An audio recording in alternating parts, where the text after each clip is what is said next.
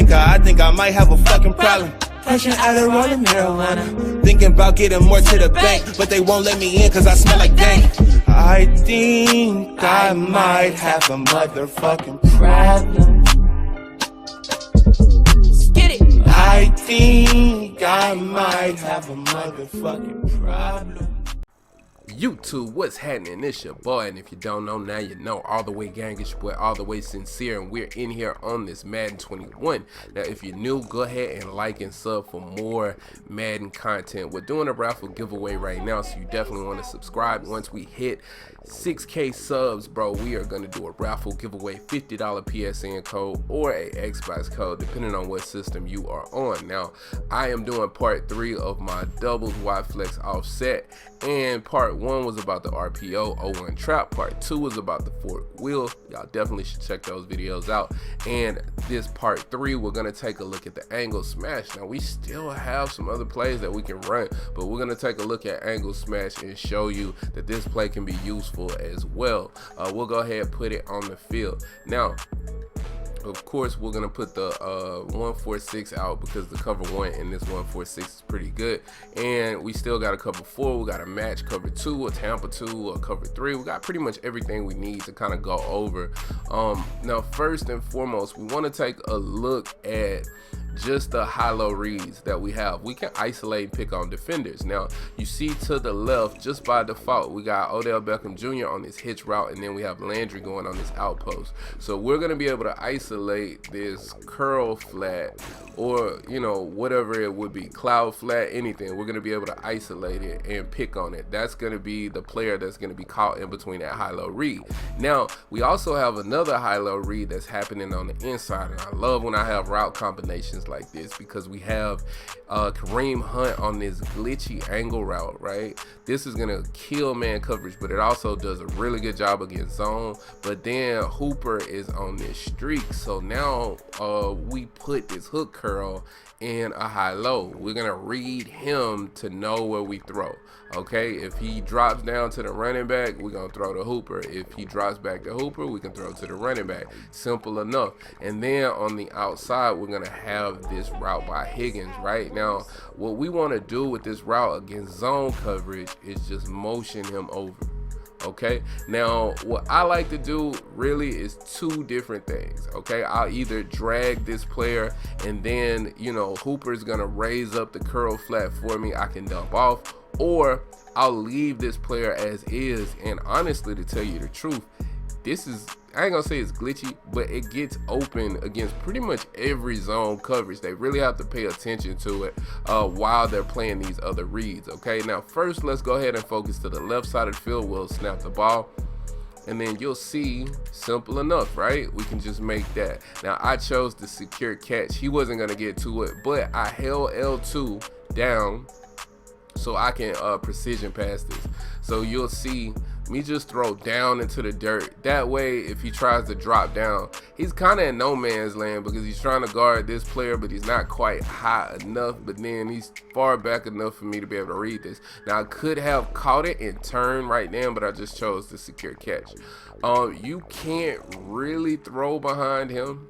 You can sometimes, but probably doesn't make sense. You see right there, is we caught it, it's just real tight, right?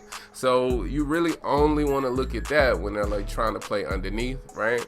And then if they're playing underneath, you can see he'll just sit on that route, and it makes it real easy for us to read, you know, and he's not going to be able to play it. Now, if they play a curl flat or some sort of match defense as well, then you'll still be able to read this pretty easily. You see he drops back, and then we can make a play. This is what we want to do. We're isolating that. That deep blue is not a problem for us. Okay, now the next thing we want to focus on is this high-low situation we have with the running back, and then we want to in the tight end. So we'll go ahead and snap the ball. You can see that he drops back easy, right? So this is going to be a situation where this part of the field is more than likely going to be manually defended. But what I like about this play, and I'll show you, So you can see if they play underneath, this player is going to drop down. We're going to throw inside. If not, we can hit him right now. I waited a couple of steps, so I could have anticipated this well because I already saw him backpedaling, right? This player is on a curl flat, and look how far he is away. So honestly, he's trying to play him. I could actually throw down here from jump. But I don't really like to do that all the time because this is not like a guaranteed kind of thing. You see what I mean? Like I could throw it, right? But it's not really guaranteed. You really want a precision pass. I wasn't trying to complete the pass, to be honest. You see, it's difficult to throw, you know? So I wouldn't even, that's the reason why I don't do that. You got to throw more to the outside, and that if they're playing cover 4, those deep blues react well against the type of those comebacks. If they're playing cover 3, they don't react so well. That's the reason why I motion this over. Now, before, matter of fact, let me show you this real quick before. So we'll go underneath real quick just so you can see what I'm talking about. So if they play underneath, it's gonna be pretty obvious for us to see, and then we can just hit him like that. He dropped it after he got hit, but you saw we connected with it. So this is why I motion this player over, because this player is more useful to me playing in the middle of the field on a drag or this comeback route than he is on the outside. So now I'll go ahead and show you what I'm talking about. So honestly, right here is what I'm talking about. It's pretty interesting in how it works. So this gets open pretty much against almost any type of situation. So they have to have like a 3 rec in the middle of the field. Now the thing is say they're playing like user defense, right? So this gives like a user kind of like a fit, because let's just say they decide to use this player, right? You really need to play back to this man right here, or I'm gonna hit the seam. So you can't really use this player. You really need to be trying to use this player, but you can't play both of these players because this player is gonna keep coming across the field, right? So I can throw him into this space because this player is going outside, but this player is coming back into the space that the user would actually vacate. So that's what makes this difficult, because you really can't use this player because of the streak unless they make some sort of an adjustment. Just stock, it doesn't really work. So anyway, it's much of the same with cover 3, so I'm not gonna really try to cover that too much, but you can come back across again and then set this player on a drag if you want to, and then he'll come back like this. This is a different type of a combination that you can run. So you can run it like this, and then you're gonna get this action, right? And if you got a player with some speed, you can make something happen. And then another way that you can run it, and I'll show you, is you can move this player across the field, and then you can put him on a hitch. This is another just way to set it up if you want to. You can set this player on a hitch, and then after you set this player on a hitch, you can streak this player if you want to create some space. You can slant this player if you want to slant this player. There's a few different things you can do with him. You can put him on an inside route as well. I wouldn't, because of how it kind of plays out. I'd probably put him on something like a zig so we can take the attention of the curl flat, because that running back is going to come across. But the reason why I'm doing this is because Landry's route will now like pretty much get open against anything, you know what I mean? So that's really what makes it dangerous, like in zone. So if they're just gonna run zone, you see we're running hard flats now, and this is just a little wrinkle if you want to get a few yards, and you need like 3 or 4 yards where you can run this.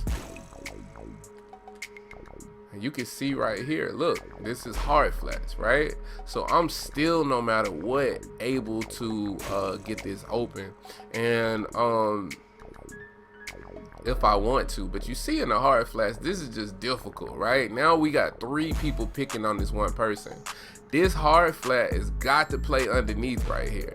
He doesn't have a choice, or I'm gonna throw to the outside, and then you see right here, I got 3 people in this area that's having, well, I got 3 people in this area and 1 defender trying to defend all 3, and that just is like pick your poison. You can kind of do what you want to do right there. So that's the reason why I'm showing you that right there, because it gets open. Now what you choose to do with the square receiver is totally on you at that point.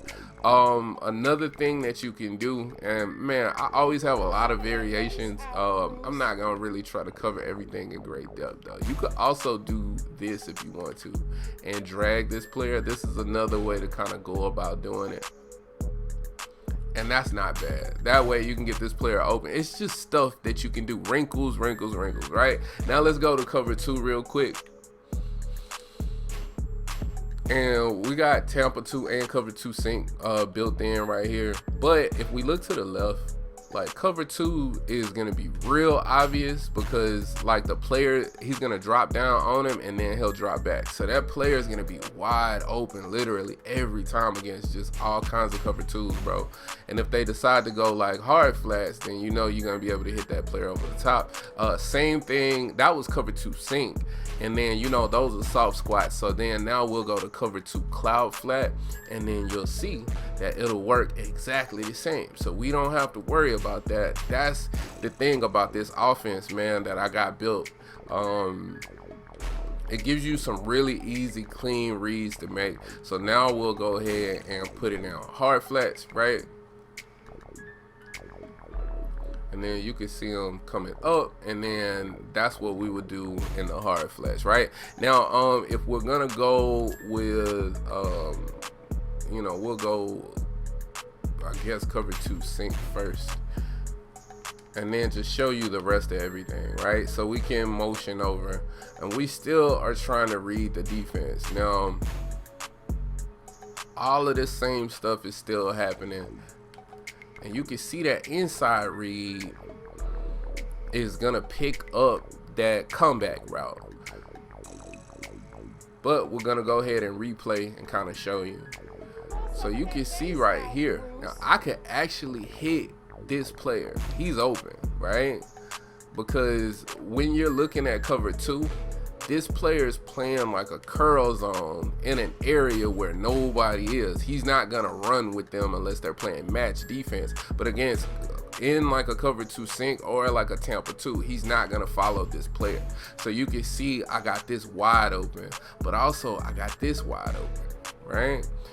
If they decide to drop this player back, then like I said, I got this player going on too. So we'll call it again. We'll call it Tampa 2 this time. Let's call Tampa 2 so you can see it right there. And then we'll motion this player over.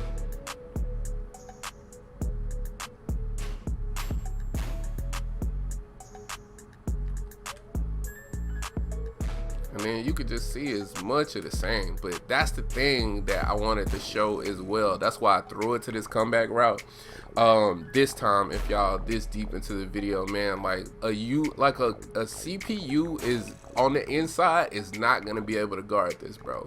Like, you think this is covered, but this is not covered, bro. Like, for whatever reason, bro, he'll dumb out and like try to kind of pay attention to this player too, because they kind of come down and cross around the same place. But you see, I still got the same thing going on in the Tampa 2. I can throw this, I can throw right down the middle of the field. If this player was to jump down, like go down the middle of the field, boom, I'm hitting inside. Like hella easy. They're gonna have to make adjustments, bro. Still, we can still confuse them, cross them up by just coming back down, doing things like this. If they're in that Tampa, then we just come back across. And I got hit before I got a chance to throw it because TJ Watt ate it. But you can see it, man. I ain't gonna even keep running it just for the video length purposes. But you see, like, what would have happened is this player's wide open. You see this player is open.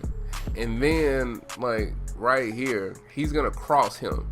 And then I'm gonna be able to hit him run to the side as well. So that's what you gotta pay attention to. You still got this going on as well, man. Now, also when looking at cover 2, We can also still go with some of our other variations if we need to. I don't really like these variations as much though against cover 2. Like we can go inside like this with the hitch, which I ain't really mean to go to that one, but you can do that. And then, or you can go across here. So I wanted to kind of talk about that. So now we'll go ahead and set up the hitch right here, which you can kind of set up, or you can set a flat out on this. But you see the vert hook is gonna play like a vertical hook. So we're gonna go ahead and snap the ball. And you see, boom, he plays like a vertical. So like that's the thing, unless they decide to play underneath in the cover 2, that player is vertical. So he's gonna go up with that streak, and then it's just gonna leave players open, man. And then also keep in mind in a cover 2, which we'll call it again, especially when you're running all these different plays, man, bro, you really end up having them like Fork Will has them drop players back more. So you can also come here and then you can put him in the flat. That's another way to attack. So you can always go with the flat route, and you see that it's going to be open if you don't feel comfortable reading that hitch. That gives you an easier read for you, okay?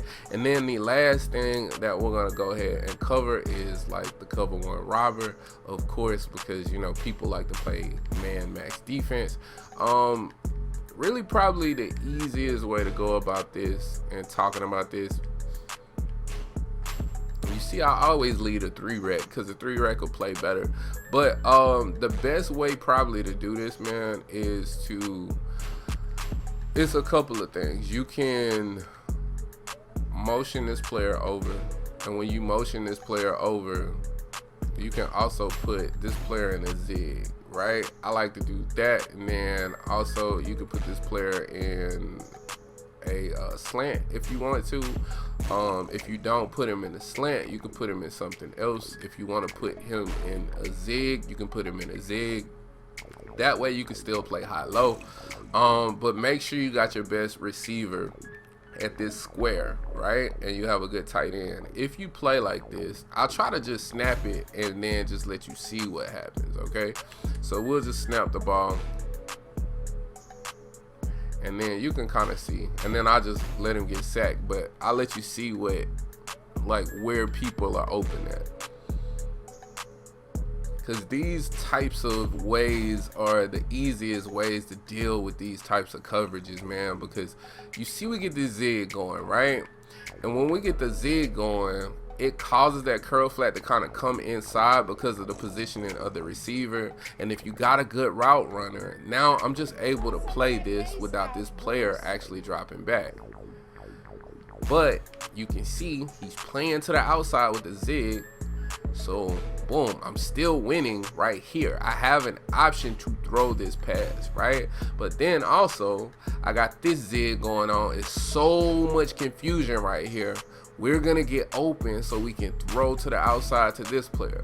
But then now we got one-on-one coverage. This player out here was supposed to be playing a curl flat, but that zig kept him inside, and then I'm able to throw outside. If they drop high, it's a high-low read again, right, with man coverage. If he drops high, or if they do like a coaching adjustment for them to play outside and drop high, then we're gonna look at these lower players, and then we're also gonna understand that they have to manually defend on the inside, right? So that's how we're taking care of our man coverage. You can make other adjustments if you choose to do so. I mean, it's totally up to you, but I really like those options.